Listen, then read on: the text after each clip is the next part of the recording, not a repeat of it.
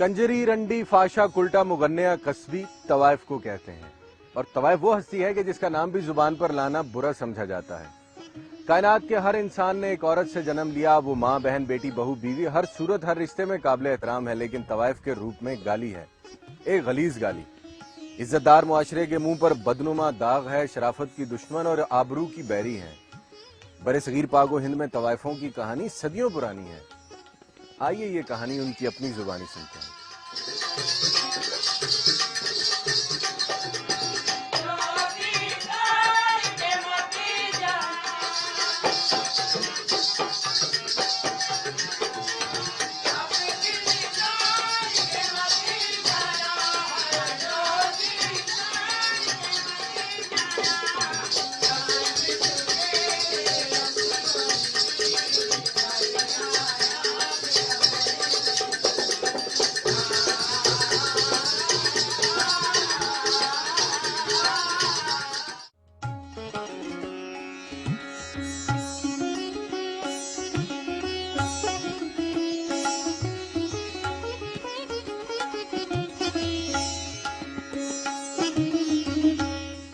सन 1763 ईस्वी शहनशाह हिंद औरंगजेब आलमगीर का दौरे हुकूमत।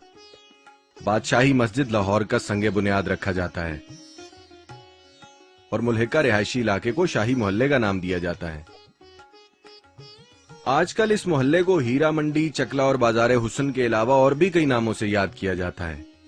शाही मोहल्ले को हीरा मंडी महाराजा रंजीत सिंह के वजीर ध्यान सिंह के फर्जंद श्री हीरा सिंह के नाम से मंसूब किया गया। ये बाजार बरे सगीर की मशहूर तवाइफ नगरियों में चौथे नंबर पर है। पहला कलकत्ता, दूसरा बंबई, तीसरा बेंगलोर और चौथा बड़ा चकला बाजारे हुसन लाहौर है। जद्दी पुश्ती खानदानी तवाइफें इन ऊंचे मकानों में बमा अहलो अयाल बरसों से आबाद हैं। इन्हीं में से एक साइमा भी है। ये कहना मुझे बहुत फख्र महसूस होता है कि हम कंजर हैं। मेरी जिंदगी की खास बात है अम्मी, जिनको देख के मुझे इस चीज का शौक हुआ कि मैं ये काम करूं।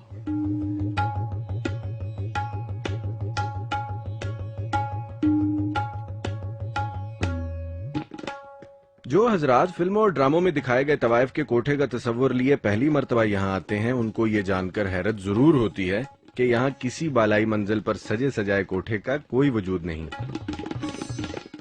बल्कि तवाइफें मुख्तसिर सी जगह पर दो मिरासियों की संगत में मुजरे करती हैं। इस दफ्तर को टाइम कमरा कहा जाता है। कमरे में गाहक के दाखिल होते ही खिड़कियां दरवाजे बंद। आगे क्या होगा मुलाहिजा कीजिए। इनसे मिलिए। ये हैं रशीदा बाई, इनका नाम राहीला है, और ये हैं नबीला। ये दोनों रशीदा बाई की बेटियां हैं और मुजरा इनका वसीला रिस्क।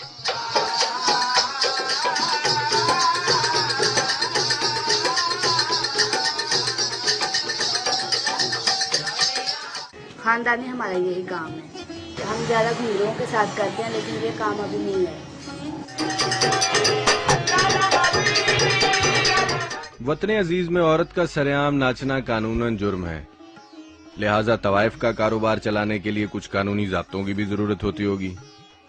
ये बकायदा ये हाई कोर्ट से हमने ये इजाजत ली थी, और काम तो हमारा इधर इतना नहीं चलता।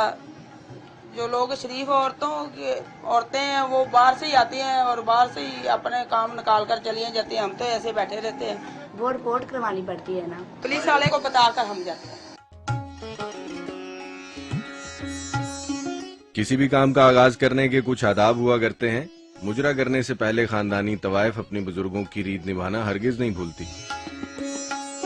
इस फील्ड से आने से पहले हम दुआ करते और बोलते हैं ये कलंदर पाक हमारी रोजी में बरकत डालना, ये हमारी लड़कियां हैं इनको ज्यादा आगे करना, इनकी इज्जत में बरकत डालना।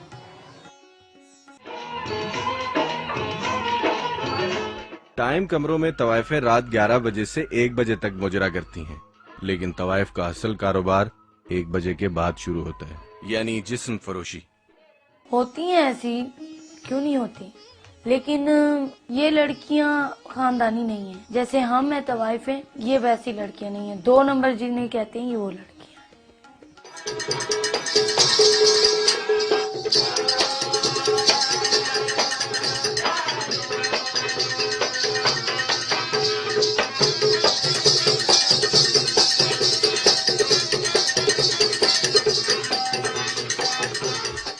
किसी गैर मर्द को अदाएं और अपना नाच दिखाकर रोजी कमाना मुहज्जब मुआशरों में बुरा तस्वुर किया जाता है। इस बात का एहसास इस सीनियर तवाइफ को भी है।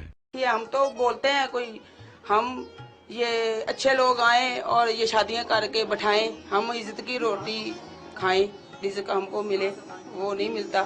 हम इसे अपनी मजबूरी के लिए अभी तो बैठे हैं बस।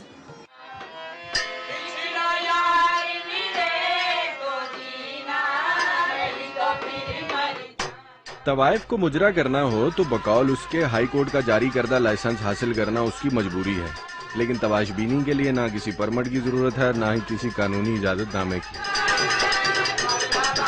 बस नोटों की एक तगड़ी गड्डी ना सिर्फ हसीनो जमील तवाइफ को राम कर लेती है, बल्कि पेचीदा कानूनी मसाइल को भी मिनटों में हल कर देती है।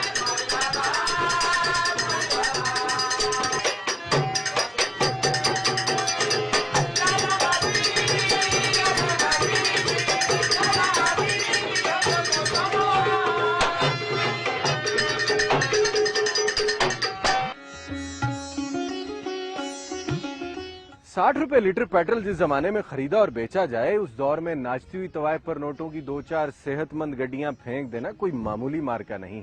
इसके लिए जेब का जरूरत से ज्यादा वजनी होना बहुत जरूरी है।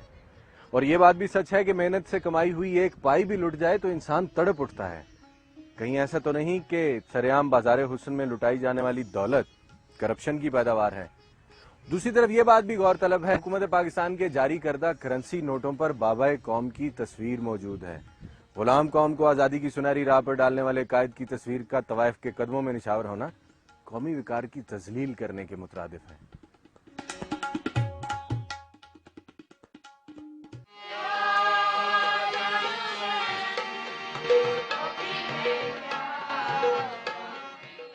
तवाइफ जादियों की तालीम और तरबियत का खास ख्याल रखा जाता है। हर रोज पिछले पहर मिरासी उस्ताद फन्ने मौसीकी और रक्स की तरबियत देने इनके घर आते हैं।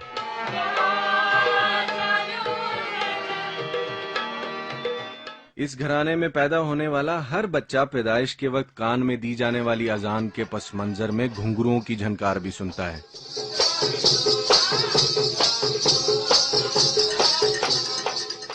मुझे शौक नहीं था, लेकिन सुन के ज्यादा हुआ, इसलिए फिर मेरा दिल किया मैं भी गाऊं। फिर उस्ताद जी ने सिखाया।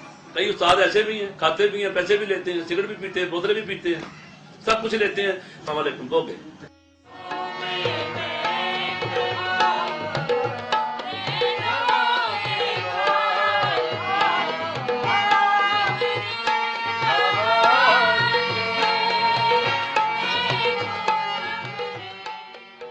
दौरे हाजिर में औरत का आला तालीम याफ्ता होना एक कौमी जरूरत है, लेकिन इस हकीकत से बेनियाज ये नौउम्र तवाइफें अपना सुनहरी मुस्तकबिल इन तबले सरंगियों और मिरासियों में ढूंढ रही हैं। कि हम आगे क्या करेंगे, वो तो उन्हीं के हाथ है, वो जो कहेंगे हम वही करेंगे।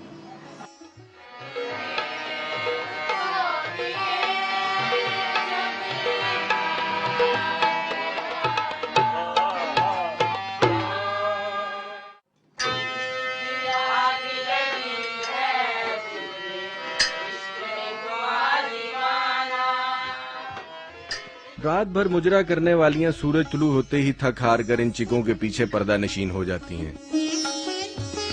तवाइफ सो गई तो गोया हर सूहू का आलम है। ऐसे में इक्का दुक्का उम्र रसीदा रिटायर्ड तवाइफें ही नजर आएंगी, जैसे कि ये बदरो बाई। बुजुर्ग साहब हो गए 80-85 साल शुरू से यार बांधा तो बहुत अच्छा से, ये जो बांधा ये अच्छा, ये बहुत हरा बंदा। तो यहाँ से हीरे बिकते थे, हीरे। अब ये जूते आ गए, जूते अब जूते हैं।